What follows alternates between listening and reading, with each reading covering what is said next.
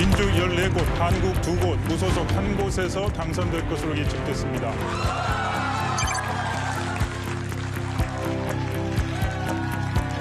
무거운 책임감으로 더불어민주당 집권당으로서 충실히 과제를 잘 수행하겠습니다. 다시 한번 힘 주셔서 고맙습니다.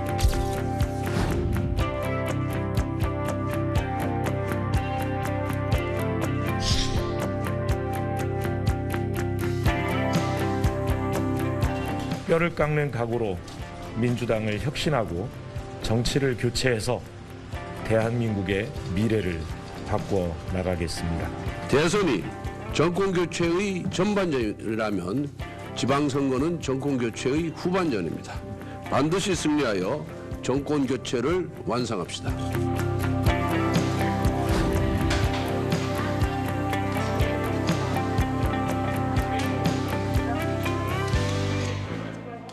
네, 말씀드린 대로 진중권 전 동양대 교수 진중권 작가 나오셨습니다. 어서 오십시오. 네, 안녕하십니까.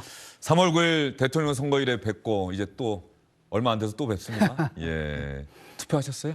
예, 했습니다. 예, 사전 투표하셨습니까? 오늘 하셨습니까? 오늘 했는데 예. 생각보다 투표장이 너무나 한산하더라고요. 그렇죠. 저도 한 오전 10시쯤인가요? 그때 그 직전에 갔었는데 한산하더라고요. 예, 그리고 투표지도 6장인가가 돼가지고 아, 저는 7장이었고요. 예. 뭐 3장은 그냥 뭐 고민 없이 했는데 예. 나머지 3장 중에서 한 장도 이제 제가 지지하는 당이 나와 있는데 두 장은 또 안 나와 있더라고요. 그래서 어떻게 할까 고민하다가 비례대표. 그렇죠. 예.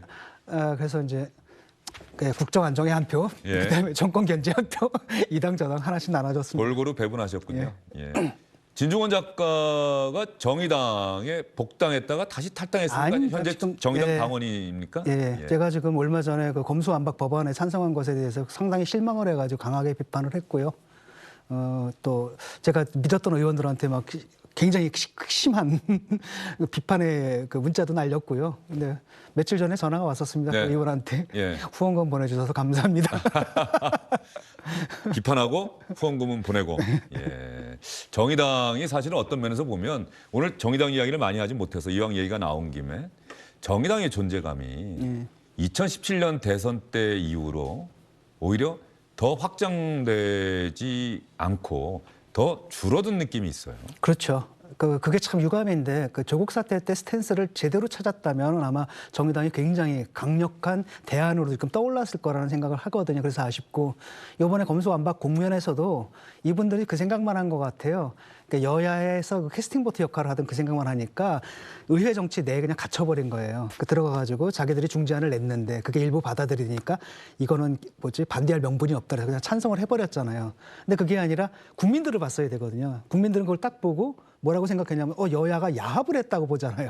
그런 국민들의 심정을 대변을 했어야 되는데 그게 좀 안타까워요. 그래서 그것 때문에 이번에도 상당히 좀 선거에 어려움을 겪고 있는 걸로 알고 있고 그런 호소하는 글들을 좀 후보들이 많이 올리더라고요. 예. 어떻게 했습니까? 그래도 이제부터라도 다시 신뢰를 쌓아야죠. 다시 시작하는 심정으로 정의당도 새롭게 시작을 해야 되겠다는 생각이 들어요. 예, 선거 끝나면 아마 거기에 대한 결산이 있어야 될 겁니다. 새로운 인물들이 또 부상을 하고 예. 그 젊은 목소리를 대변하고. 예, 현장에는 아주 좋은 활동가들이 많습니다. 예. 그리고 이제 물러나야죠. 이제 그 자기 시대적인 사명을 다한 분들은 이제 물러나고 기회를 과감하게 줘봐야 됩니다. 그 청년들을 이제 믿고 그들에게 기회를 좀 과감하게 주고 저는 믿거든요. 왜냐하면 저도 이제 요즘 청년들이 올리는 글이라든지 이런 것들 보면 감각이 떨어져서 이해를 못할 때가 많거든요. 그래서 우리 시대는 이제 지났구나. 이제 저들의 시대구나. 우리가 볼 때 좀 걱정되죠. 경험도 없고 지식도 네. 없고 많이 무능할 것도 같고 하지만은 뭐 다른 나라 같은 경우는 20, 30대 장관도 하고 다 하잖아요. 근데 왜 우리 젊은이들하고 못하겠느냐 이런 생각을 갖고 과감하게 맡겨야 된다 봅니다. 심지어는 보수 정당이라고 정의당에서 비판에 맞이했던 국민의힘에서도 30대 예. 국회의원 경험 없는 이준석 대표를 대표로 선출하지 않습니까? 예, 그 민주당 같은 경우에도 예. 박지원 위원장 20대잖아요. 제가 볼 때는 그 당에서 유일하게 제정신 같은 몇 안 되는 분 중에 하나잖아요. 왜 그렇게 생각하세요? 아니 하는 말들이 다 예. 옳은 말이고 지금 민주당에 필요한 말을 하는 몇 안 되는 분 중에 하나잖아요. 제가 꼽아봤더니 한 4~5명밖에 안 되더라고요. 그중에서 지금 존재감이 굉장히 높지 않습니까? 그 정도면은 할 수 있다는 거죠. 예. 그 말씀하시니까 오늘 방탄소년단이 백악관 방문할 때 예. 했던 이야기가 지금의 이 지구촌의 젊은 세대는 변화를 두려워하기보다는 웰컴하면서 앞으로 나아가는 세대고 옳고 그름이 아닌 다름을 인정하는 것으로부터 평등은 시작된다라는 아. 이런 어떤 그 판단과 인식이 이거는 저런 말을 하는 정치인이 있어야 되는 게 아닌가 싶을 정도의 이야기를 하더라고요. 그러니까 너무 좋아요. 저는. 예. 그러니까 너무 밝고 예. 왜냐하면 뭐 예술적으로 너무나 뛰어난데 그 BTS가 사랑받는 것 중에 하나가 뭐냐면 다른 나라는 뭐 이런 그룹 밴드라든지 이런 것들이 마약이니 예. 뭐니 뭐 이런 건데 굉장히 그 올바른 말들을 하잖아요. 그런데 그게 올바른 말을 하는 게 또 이렇게 어떻게 보면 좀 구리거든요. 이렇게 고답스럽고. 그렇죠. 그렇지 올바른 않고 말하면 좀 약간 꼰대스럽다. 그렇죠. 꼰대스럽고 예. 그게 아니라 꼰대스럽지 않게 정말 참신하게 그걸 하니까 외려 그 BTS 팬의 어머니들 부모님들은 좋아한대잖아요. 막 지원한대잖아요. 팬 활동을. 그렇죠. 예. 저는 그게 굉장히 선한 영향력이라고 봐요. 예. 예전에 서구의 판문화나 이런 것들은 만약에 젊은 층들이 거기에 열광하긴 하는데 자칫하면은 오히려 안 좋은 방향으로 그렇죠. 예. 방탕하게 예. 그게 자유라고 생각하고 그런데 방탄소년단의 노래는 그 가사나 이런 걸 통해서 오히려 더 건강하게 그렇죠. 더욱 열심히 예. 멋지게 살아가 보자라고 하는 이런 가사가 인권, 있기 평화, 때문에 평등 이런 예. 부분에 대해서 메시지를 내니까 너무 좋아요. 저는. 예. 선거가 사실은 그런 면에서 보면은 그러한 이야기를 할 수 있는 장이 바로 선거 아닙니까? 그렇죠. 그렇게 돼야 되는데. 그런데 우리 선거는 뭐 처음부터 그랬겠죠. 물론 다른 나라도 마찬가지긴 합니다만 이 축제나 그런 건전한 토론의 장이기보다는 의혹 대 의혹. 그렇죠? 그렇죠. 그러니까 네거티브가 됐는데 그건 왜 그러냐면은 제가 볼 때는 사실은 제가 얼마 전에 이제 강연 준비를 하고 있는데 거기도 썼는데 그러니까 서사를 잃어버린 것 같아요. 그러니까 두 당의 그 지지자들에게 정치적 정체성을 주었던 그 서사가 하나가 뭡니까? 근대화 서사 중에서 하나가 산업화 서사고 네. 하나가 민주화 서사잖아요. 그렇죠. 이걸 가지고 재탕했는데 사실 우리는 민주화도 성공적으로 이루었고 산업화도 성공적으로 이루었거든요. 이미 다 과거인데 다음 페이지를 써야 되거든요. 그러니까 구약이 아니라 신약을 써야 되는데 신약을 못 쓰는 거예요. 이러다 보니까 결국은 자기 자신을 긍정적으로 전달하지 못하니까 자꾸 부정적으로만 가는 것 같고 그것이 이제 특히 인터넷 또는 SNS 이런 식으로 그 IT랑 결합을 하게 되면서 확증 편향이 강해지지 네. 않습니까? 그래서 이게 증폭이 돼가지고 지금 이런 현상이 나타나서 이번 대선도 보면 결국은 증오 투표고 혐오 투표잖아요. 어느 쪽이 어느 쪽을 더 증오하느냐 여기에 따라 결정이 되는. 그다음에 이제 모토가 그거잖아. You go low, we go lower.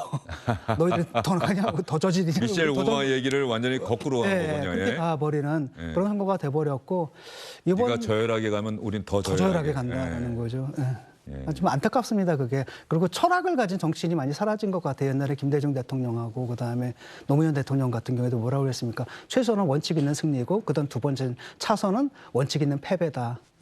이런 말씀을 하실 줄 아는 원칙 없는 승리보다 원칙 있는 패배가 더 그렇죠. 낫다.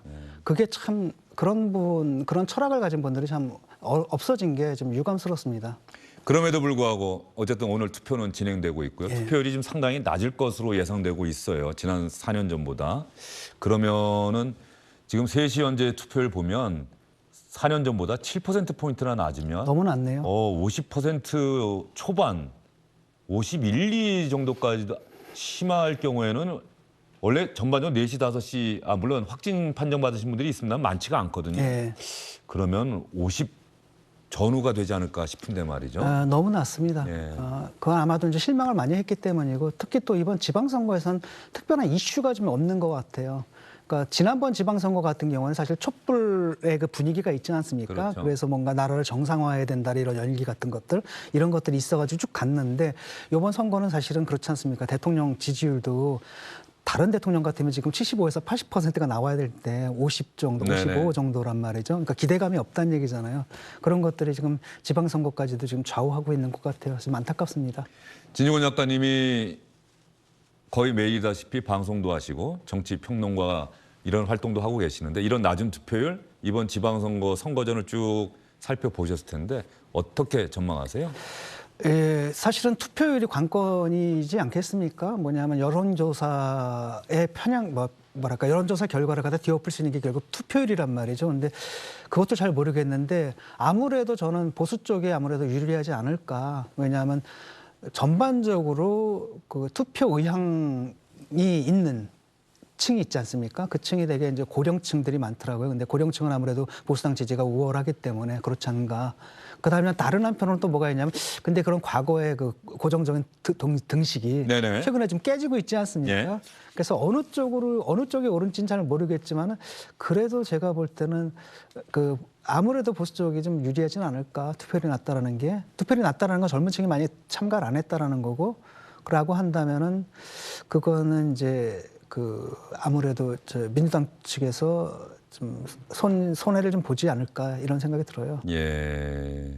윤석열 정부가 출범하고 나서 한 달도 안 돼서 사실 이런 전국적인 선거가 또 치러진다는 점에서는 뭐 윤석열 정부가 한 달도 안 됐기 때문에 뭐 크게 결정적인 패착, 잘못을 했다거나 이러기에도 시간이 너무 짧고 뭘 특별히 잘하기에도 시간이 너무 짧고 말이죠. 국정 안정론이 이제 우세할 수밖에 없는 것은, 왜냐하면은 아니 뭐 정권 견제론이 되려면 뭔가 좀 한계 있어야 되잖아요. 그렇죠. 그러니까 선거가 중간 평가, 정권의 중간 평가라면은 정권 견제론이 나오겠지만, 사실 그게 먹히기에는 너무 지금 집권한 지 한 달 가량밖에 안 됐기 때문에 해놓은 게 없는데 견제하고 자시고 할 것도 없는 상황이 돼버린 거죠. 그래서 그게 먹히기가 좀 힘든 것 같고, 좀 안타까운 게 진영화되어 있다는 느낌이 들어요. 왜냐하면 옛날 같으면은 어느 진영의 대통령이 돼도 75에서 80%가 나왔다는 건 뭐냐면, 내가 비록 당신을 찍진 않았지만 그럼에도 불구하고 당신 내 대통령이야라고 생각하는 층이 꽤 있었다는 얘기예요. 그렇죠. 예. 그 층이 지금 없어졌다는 예. 얘기예요. 그래서 지금도 보면은 정권 견제론을 얘기하는 사람들도 꽤 나오거든요. 40%가량 나오는데 굉장히 높은 편이잖아요. 그것도 사실은 옛날과 같은 그런 정권 견제론이라기보다는 그냥 그 지지층이 그대로 굳어져가지고 그런 견제 심리가 다 표현하고 있는 것에 불과하다는 생각이 들어요. 이재명 후보가 이번에 출마를 결심하고 대중 앞에 다시 모습을 드러낼 때 했던 이야기가, 요즘 뉴스 보기 싫다는 분들 참 많으시죠. 예. 이 이야기가 지금 진중권 작가님 말씀과 근데 일맥상통하는 이야기네요. 예. 네, 그것도 이제 실책이죠. 예. 왜냐하면 패배에 책임을 져야 할 분이 다시 나와버리니까. 그리고 나와서도 굉장히 실망스러웠거든요. 뭐냐면 대장동 비리는 결국은 뭐 국힘 비리다 이런 식으로. 그러니까 저는 좀 상상이 안 가는 게, 그럴 경우에는 사실은 제가 열심히 하려고 했는데 제가 미처 챙기지 못해서 이런 일이 벌어졌습니다. 죄송합니다. 제 의도는 그게 아니었고, 그래도 제가 공익 강수 좀 하지 않았습니까? 이게 최대한이라고 보거든요. 근데 그게 아니라 딱 나가지고 당신들 비리야, 국힘 비리야 이라고 나올 때, 이분들이 선거 패배하고도 한 번도 반성을 하지 않았구나. 네. 이런 생각이 드는 거예요. 예. 그래서 뭐 그런다면은 유권자들이 볼 때는 이건 좀 심한 거 아니냐, 이렇게 판단할 것 같습니다. 그래서 이분이 원래는 전국 선거를 이끌려고 했는데 나왔는데, 실제는 뭐냐면 자기 선거구에 좀 갇혀버렸잖아요. 그리고 심지어는 김동연 후보도 이재명 후보랑 원래 러닝메이트로 뛰려고 했는데 아예 빼버렸더라고요, 이름을. 네. 그러니까 전국 선거에 오히려 불리한 영향력을 행사하고 있는 그런 현 상황이 왜 벌어졌는지에 대한 성찰이 좀 있었으면 좋겠습니다. 선거 네. 끝나고서라도. 민주당과 이재명 후보에 대해서 좀 아픈 이야기를 해주셨는데, 그렇다고 또 국민의힘이 국민들 보기에 상대적으로 아름답게 잘했다, 뭐 이렇게 보기도 어려운 것 아닙니까? 그렇죠. 보세요. 뭐 아직은 이렇게 평가하기 좀 예. 아직은 이르지만 몇 가지 인사 같은 경우에서도 이제 문제가 됐던 부분들도 있겠고, 또 하나는 이제 그 상대가 공격을 한다 하더라도 그 공격이 터무니없다 하더라도 그 터무니없는 공격 안에 합리적 핵심은 있거든요. 그것까지 내쳐버리면 안 된다고 생각을 해요. 예를 들어가지고 민주당에서 검찰공화국이다 이렇게 비판을 하잖아요. 저는 그 비판이 굉장히 좀 과도하다고 보고 상당히 정치적인 공세의 성격이 강하다고 보지만 그 안에는 또 다른 국민들의 또 우려가 있거든요. 주요한 자리를 다 예. 검사 출신들이 하고 있다는 것은 분명한 사실이니까. 그렇죠. 그렇게 예. 되면은 이제 국정이다라는 게 특정 계층, 특정 계급 또는 특정 직종에 있는 사람들의 시야에 갇혀버릴 수가 있다라는 거잖아요. 거기에 대한 그 부분에 대한 국민들의 우려는 굉장히 합리적이라고 봐요. 그런 부분까지 내치지는 않았으면 좋겠거든요. 이런 부분들을 윤석열 대통령께서 앞으로 좀 잘 헤아려 주셨으면 좋겠습니다. 결과적으로 지난 대선이 3월 9일에 있었고요. 3월 9일부터 지금까지 있었던 일들, 예. 아까 말씀하신 것처럼 윤석열 대통령의 인사, 그리고 아까 검소완박이라고 표현하셨던 민주당에서는 검찰 수사권 축소 법안이라고 하는 이 법안의 통과, 그리고 지방선거 과정에서 이재명, 안철수라는 두 전 대선 후보들의 출마, 예. 그죠? 그리고 여기에 막판에 등장했던 뭐 김포공항 이전 공약, 예. 뭐 이런 것들이 총체적으로 아우러져서 표심에 영향을 미치겠죠. 어느 하나가 특별하게 영향을 미칠까요? 어떻게 보세요? 뭐 총체적으로 영향을 미칠 거고 국민들이 종합적인 판단을 내릴 거라고 봅니다. 근데 일단은 저는 이제 민주당에서 선거를 좀 잘못하고 있다고 봤고, 일단은 송영길 또는 이재명 후보를 내세운 거, 투탑으로 내세운 것 자체가 사실은 대선 이후에 마땅히 해야 할 자숙과 성찰과 반성이 없이 그냥 나와버린 거 아니겠습니까? 그러니까 결국은 뭐냐면 이게 어려운 선거라고 한다면 지더라도 좀 원칙 있게 져서 전술적으로 패배한다 하더라도 전략적 승리를 쟁취한다 이런 개념으로 가야 네네. 되거든요.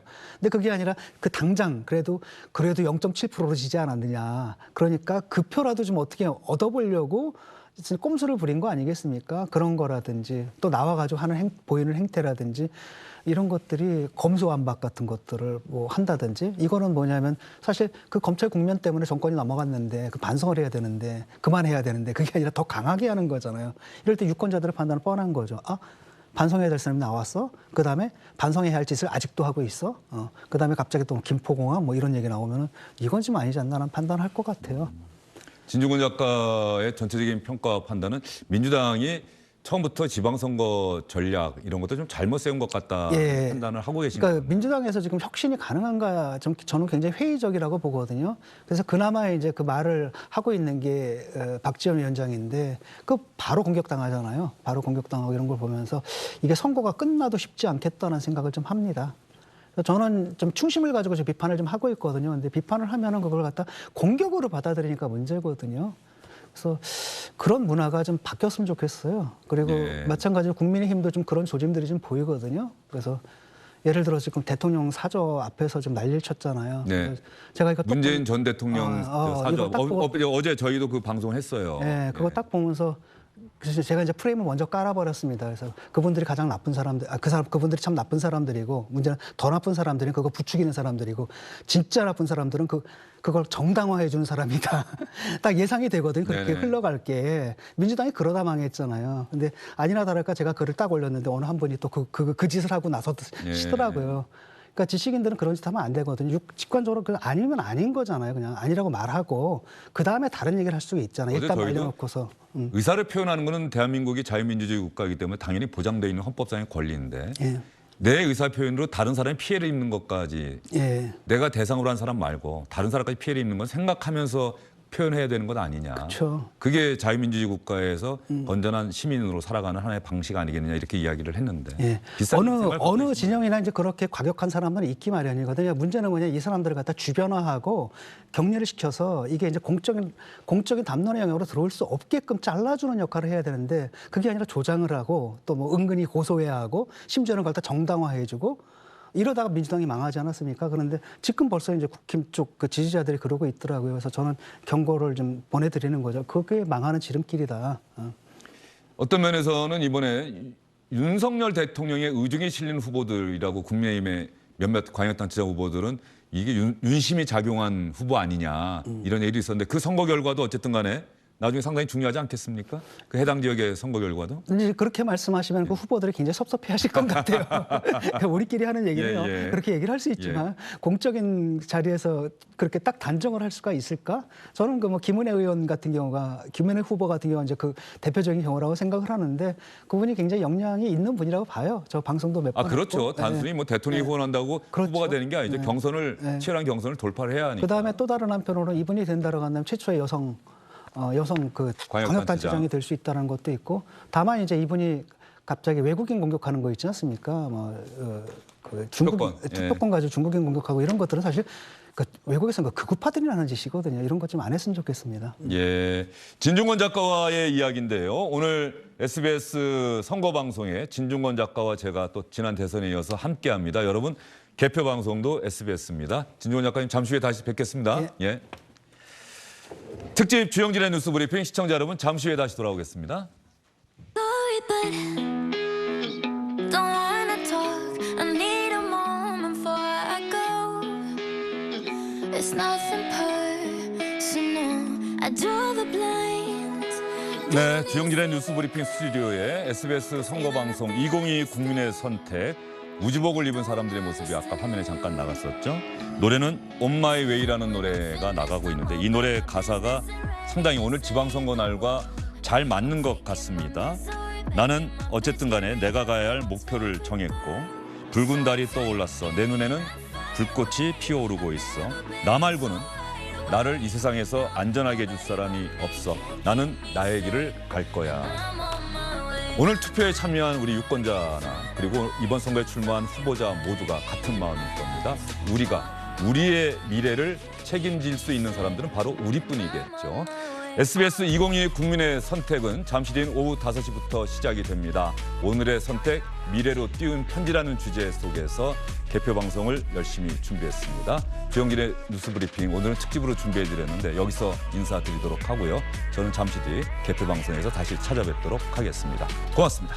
So take the game and fly away. I've never been so wide awake. No, nobody but me can keep me safe. And I'm on. 안녕하십니까, 주영진입니다. 더 많은 뉴스와 라이브 이벤트를 보고 싶으시다면 화면 오른쪽을 눌러서 구독해 주시기 바랍니다. 저희 SBS 앱을 다운로드 받으시면 뉴스 속보 알림도 받아보실 수 있습니다. 텔레비전으로도 SBS 뉴스, 유튜브로도 SBS 뉴스 잊지 마시기 바랍니다.